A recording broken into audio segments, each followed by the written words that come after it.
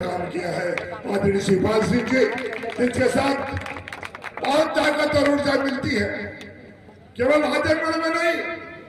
अब पता कर लो शामली में, पता कर लो सहारनपुर में, पता कर लो फर्रुखाबाद में, फिरोजाबाद, मैनपुरी, बदायूं में तो डेरा डालो से लगा मैनपुरी तक, इटावा से लगा लगातार लखनऊ।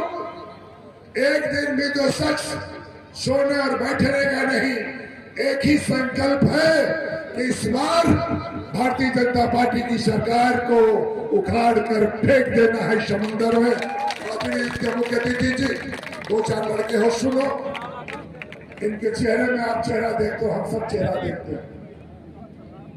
सुनीता जी 3 दिन से लगातार फोन की, हम लोग क्यों आए हैं? आजमगढ़ पूर्वांचल के एक मजबूत किला है, हम अपने अपमान का बदला लेने आए हैं। दिल्ली की हुकूमत में बैठने वाला आदमी जो सत्ता के मैदान है, उसके मत को चकनाचूर करने के लिए सभा है। इसलिए भाई अवनीश ने कहा, भाई भोंदू ने कहा कि 25 तारीख 20 तारीख को कल वोट होगा, 5वां चरण, 6वां चरण में आप हो, 7वां चरण में गाजीपुर बलिया है, अंत भला तो सब भला।